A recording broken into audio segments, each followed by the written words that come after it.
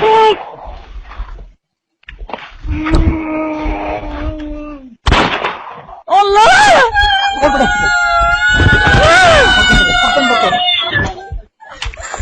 জামাই কিছু করবে,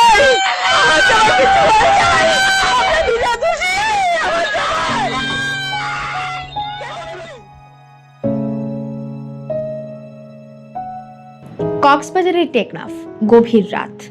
একজন বাবা ফোনে মেয়েকে বলছেন, আমি চলে আসবো আম্মা। কয়েক মিনিট পর ফোনের ওপাশে শোনা যায় গুলির শব্দ, এরপর চিৎকার, কান্না আর এক পরিবারের ভেঙে পড়ার শব্দ।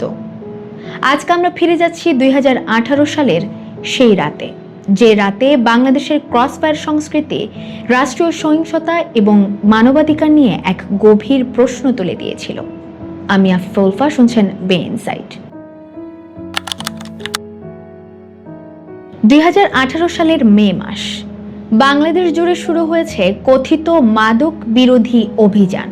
স্লোগান ছিল, চলো যাই যুদ্ধে মাদকের বিরুদ্ধে। সেই অভিযানের মধ্যে 26 মে রাতে নিহত হন টেকনাফ পৌরসভার কাউন্সিলর ও সাবেক যুবলীগ নেতা একরামুল হক। রেবের ভাষায় বন্দুকযুদ্ধ, রাষ্ট্রের ভাষায় মাদক বিরোধী অভিযান। কিন্তু একটি অডিও রেকর্ড বদলে দেয় পুরো গল্পের রং। সেদিন রাত 11টার পর থেকে একরামুল হককে বারবার ফোন করছিল তার স্ত্রী ও মেয়ে। প্রথমে স্বাভাবিক কথাবার্তা, কিন্তু রাত বাড়ার সঙ্গে সঙ্গে বদলে যেতে থাকে তার কণ্ঠ। এক পর্যায়ে মেয়ের প্রশ্ন, হ্যালো, তুমি কোথায়? আমি যে ট্রেন অফিস যাচ্ছি, তো আমি চলে আসবো না। কতক্ষণ হবে? এটা কি বেশি তুমি লাগবে না, আমি চলে আসবো ইনশাল্লাহ। ঠিক আছে। কিন্তু রাত বাড়ার সঙ্গে সঙ্গে বদলে যেতে থাকে তার কণ্ঠ। এক পর্যায়ে মেয়ের প্রশ্ন, যাচ্ছি আমি, ঠিক আছে, গাড়িতে হচ্ছে তো। আপনি কান্না করতে এই একটি বাক্য যেন আজও বাংলাদেশের সাম্প্রতিক ইতিহাসে ঝুলে থাকা এক প্রশ্ন। একজন মানুষ কেন আতঙ্কিত ছিলেন? কেন তার কণ্ঠে ছিল ভাঙন? আর কেন কয়েক মিনিট পর সেই ফোনে শোনা গেল গুলির শব্দ? রাত 11:54। একরামের স্ত্রী আয়েশা বেগম আবার ফোন করেন। ফোন রিসিভ হয়, কিন্তু কথা বলেন না একরাম, বরং ওপাশ থেকে ভেসে আসে অস্পষ্ট কিছু কণ্ঠ। তারপর ট্রিগার চাপার শব্দ, দুটি গুলি, একজন মানুষের আর্তনাদ। ফোনের এই পাশে তখন স্ত্রী আর মেয়ের কান্না। আমার জামাই কিছু করবে, আমার জামাই কিছু করবে, আমার দিদা দোষী, আমার জামাই। আমার হাজবেন্ড কিছু করে নাই, আমার হাজবেন্ড কিছু করে নাই।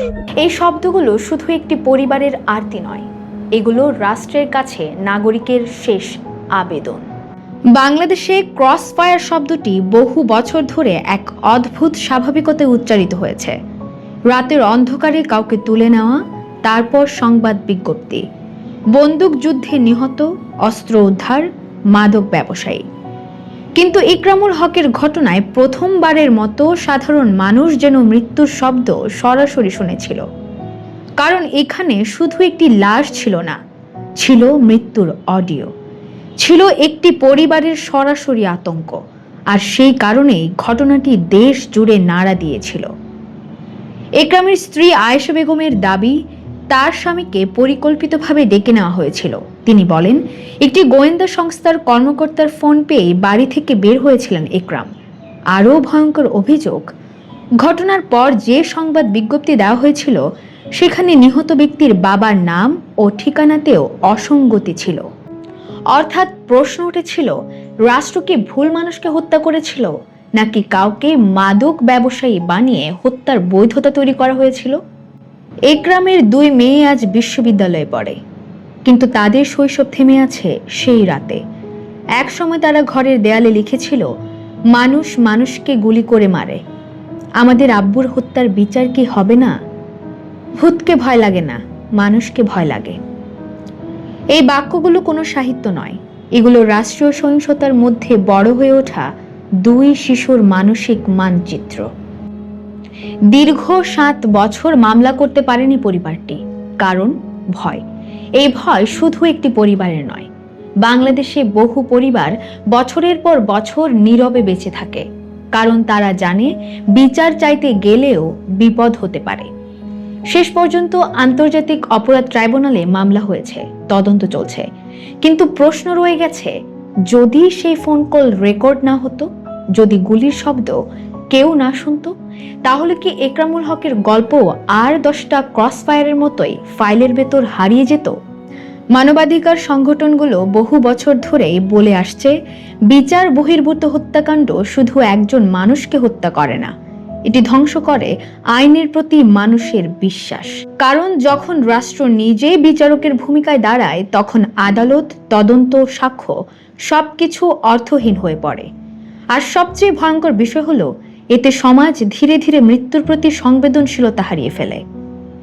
একরামের মেয়ে তাহিয়াত আজও বলেন, বাবাকে গুলি করে মারার শব্দ এখনো কানে ভাসে।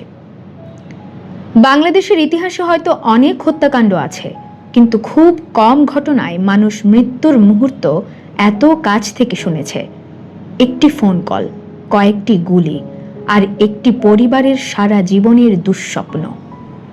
আজকের গল্প শুধু একরামুল হকের নয়, এটি রাষ্ট্র, ক্ষমতা, ভয় এবং বিচারহীনতার গল্প। কারণ কোনো দেশে যখন মানুষ শেষ মুহূর্তে ফোনে বলে, আমি চলে আসবো আম্মা, কিন্তু আর ফিরে আসে না, তখন প্রশ্ন শুধু একজনের মৃত্যু নয়, প্রশ্ন পুরো রাষ্ট্র ব্যবস্থাকে ঘিরে। ধন্যবাদ এতক্ষণ সাথে থাকার জন্য। বে ইনসাইড দেখুন ও পড়ুন।